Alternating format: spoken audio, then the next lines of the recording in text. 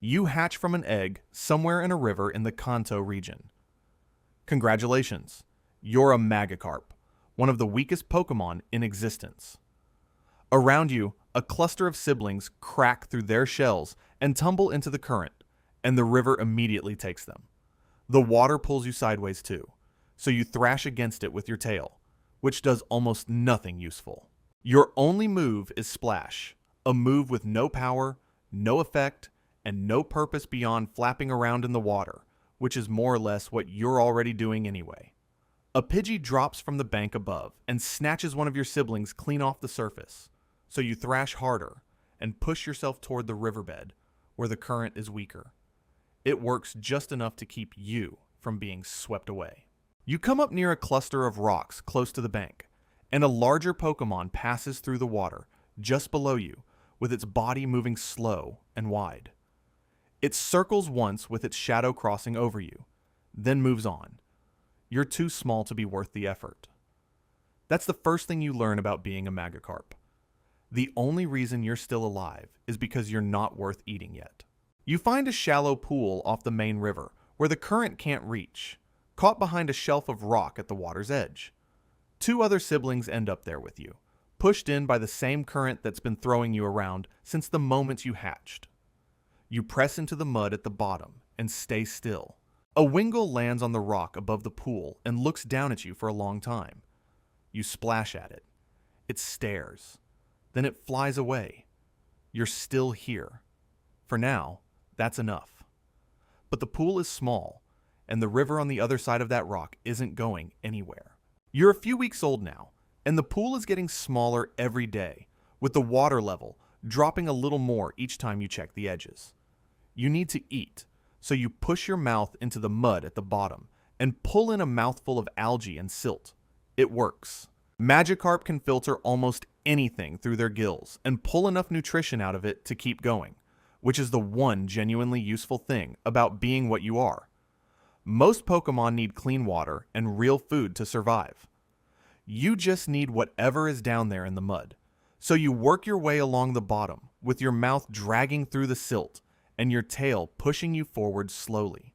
Then, a Poliwag drops into the pool from the river above, carried in by a small surge of water, and it bumps straight into your side with its body spinning from the impact. The bump knocks you sideways into the deeper part of the pool, past the rock shelf and out into the main current. The river takes you immediately, pulling you downstream with your tail thrashing against it, and you spend a long stretch just trying to stay near the surface with your fins pushing as hard as they can. But you don't go under. You stay up, and after a while, you find a stretch where the current loses some of its pull, so you angle yourself toward the bank and push across. That's when a trainer appears on the bank above you, looking down into the water with a Pokeball already in their hand.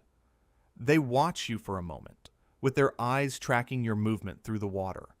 Then they put the ball away and keep walking. You are not worth the throw. You find a new patch of calmer water near some reeds and push your mouth back into the mud.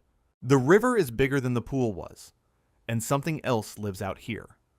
Skip forward a bit, and you're a few months old now, and the reeds near the bank have become your whole world.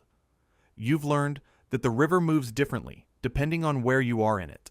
The middle is too strong to swim against for long, so you stay near the edges where the current loses some of its pull and the water moves slower along the bank. You push yourself upstream a little each day with your tail working steadily, building up the parts of your body that actually work. Your speed is the one thing you have, not your attack, not your defense, not any move that could actually help you in a fight. Just speed, so you use it. Then, a Goldeen drifts past you along the bank with its fin cutting through the water above its body, and you follow it because Goldeen tend to move toward areas where the algae is thicker. That's useful. But a Seeking comes up behind both of you almost immediately, with its horn pointed forward and its body moving fast, and it doesn't slow down.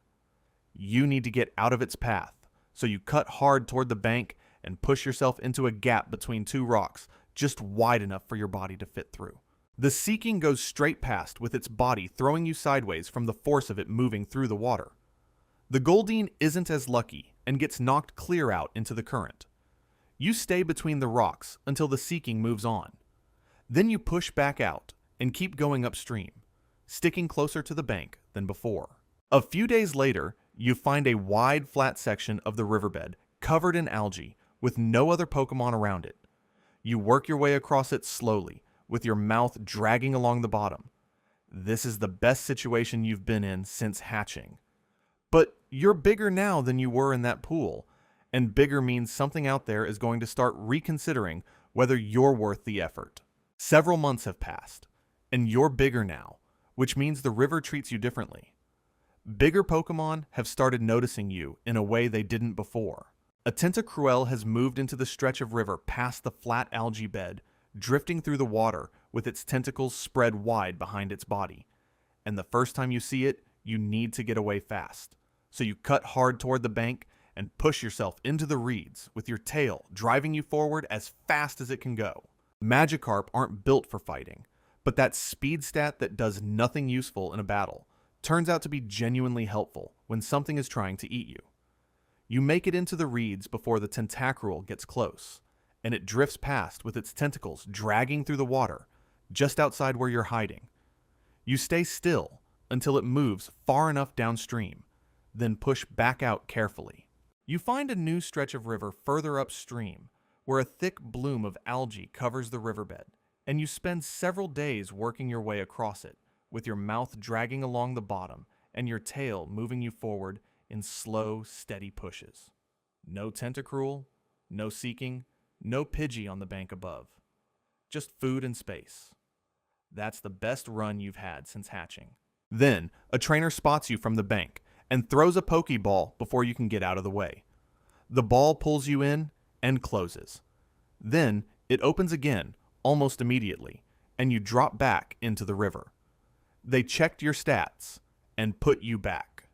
You are, by every measurable standard, not worth keeping.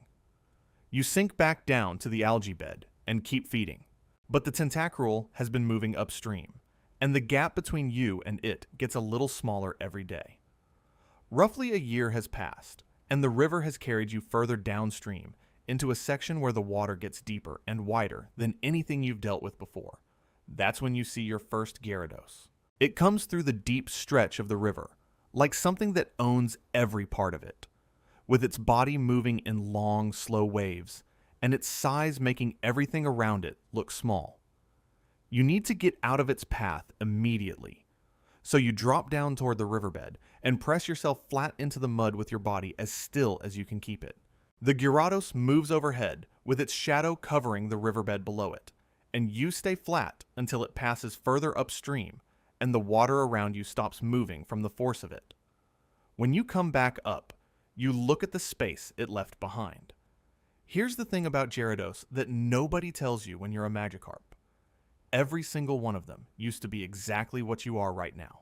The only way a Magikarp becomes a Gyarados is by reaching level 20, and the only way to reach level 20 is through battling, which is a problem when your one move does absolutely nothing.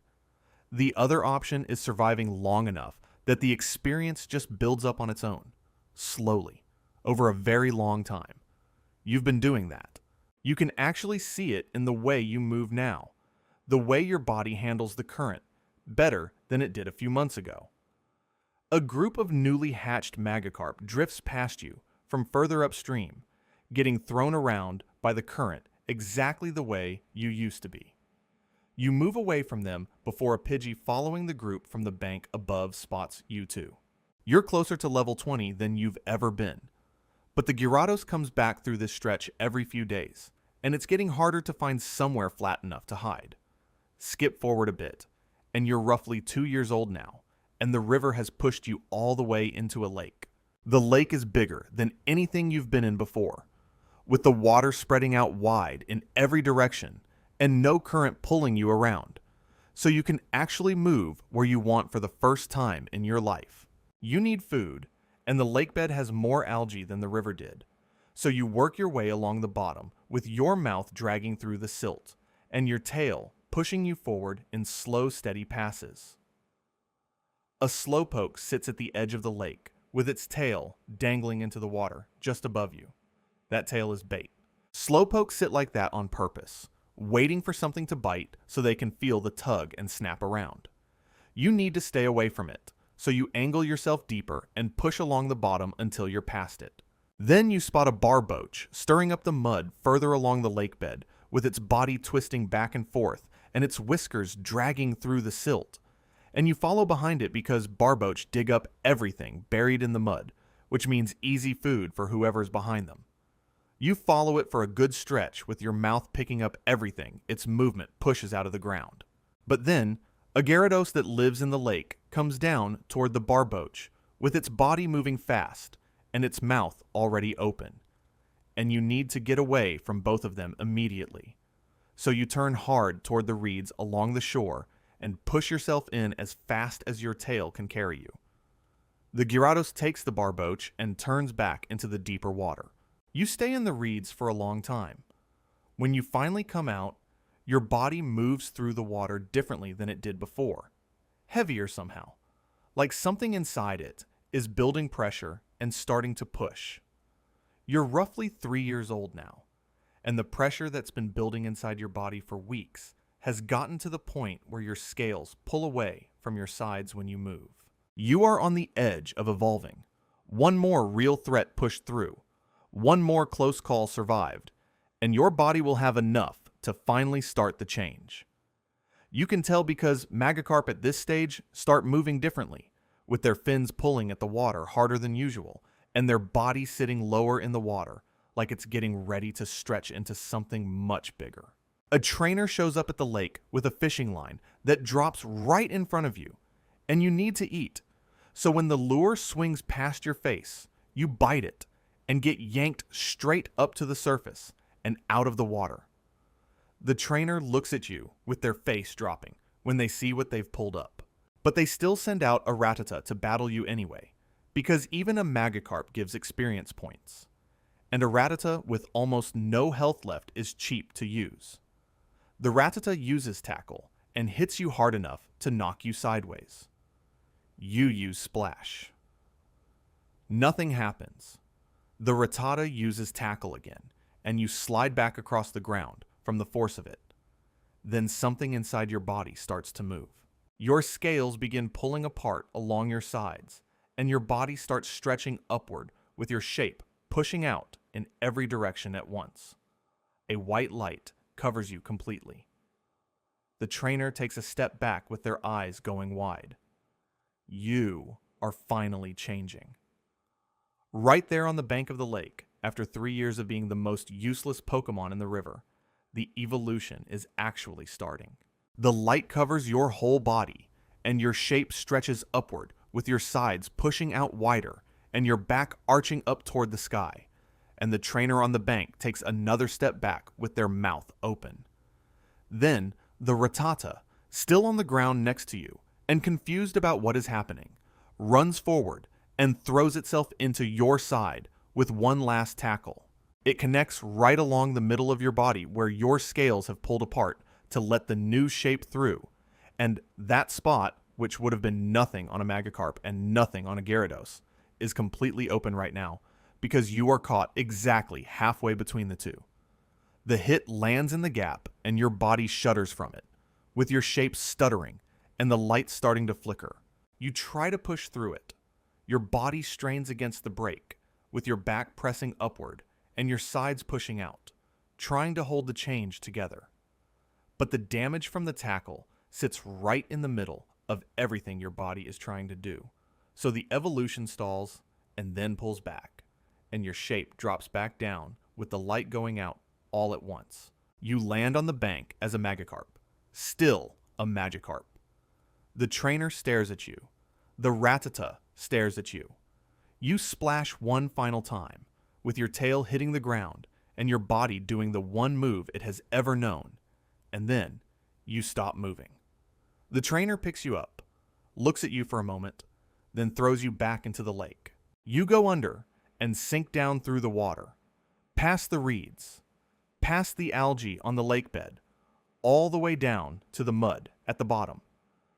3 years of surviving everything the river and the lake threw at you. A Rattata with 1 hit point got you in the end.